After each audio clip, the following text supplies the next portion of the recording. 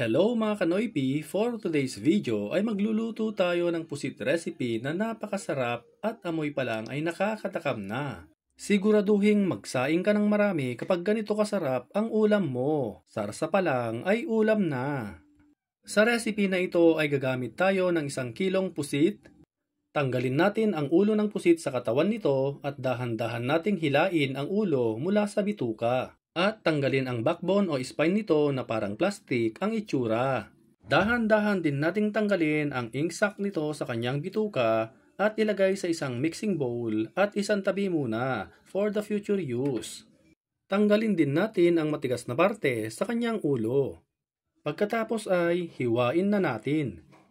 Kung nanonood ka pa rin at this point, paki-comment naman kung saang lugar kayo nanonood para alam namin kung saan nakaabot ang video na ito.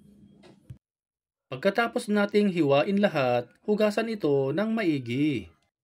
Sa isang kawali magpakulo tayo ng tubig. Kapag kumulo na, iluluto o ibablanch natin ang pusit for 30 seconds. Huwag natin itong tagalan para di maging rubbery ang kanyang texture. Pagkatapos ay hanguin natin ito agad at banlawan ng malamig na tubig para ma-stop ang kanyang cooking process. Magpainit na tayo ng mantika. Gisahin na ang ating mga aromatics tulad ng luya, sibuyas, at bawang.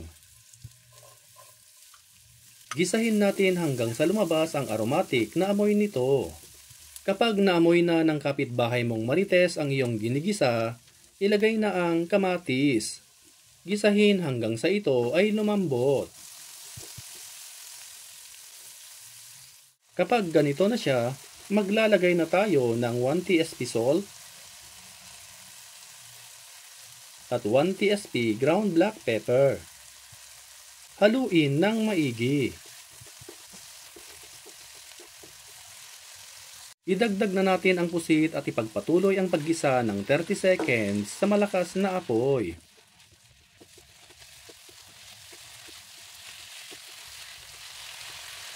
Hanguin natin ito agad at isantabi muna.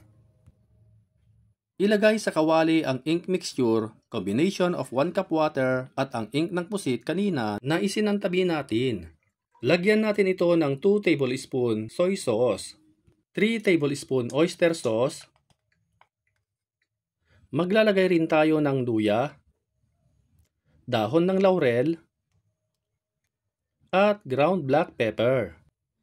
Haluin natin bago natin ilagay ang 3 TBSP white vinegar. I-simmer natin for 5 minutes sa mahinang apoy. Pagkalipas ng 5 minutes, ilagay na natin ang 200 ml coconut milk.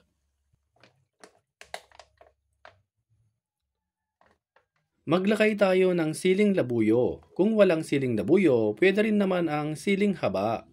Haluin at continue to cook hanggang sa mag-reduce ang kanyang sauce.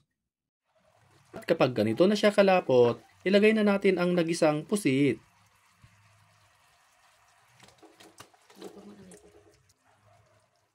Patayin na ang apoy at haluin ito ng maigi.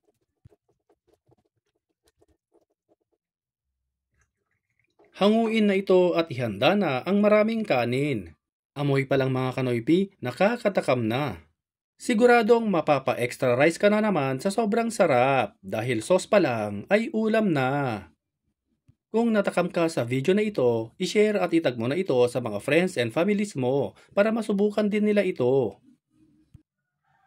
Sa lahat ng ating avid followers and viewers, maraming salamat po sa walang sawang panonood at pagsuporta. At kung bago ka pa lamang dito sa aming page, ay mag-follow ka na para updated ka lagi sa aming bagong recipe. Hanggang sa muli! Kain na mga Kanoypi!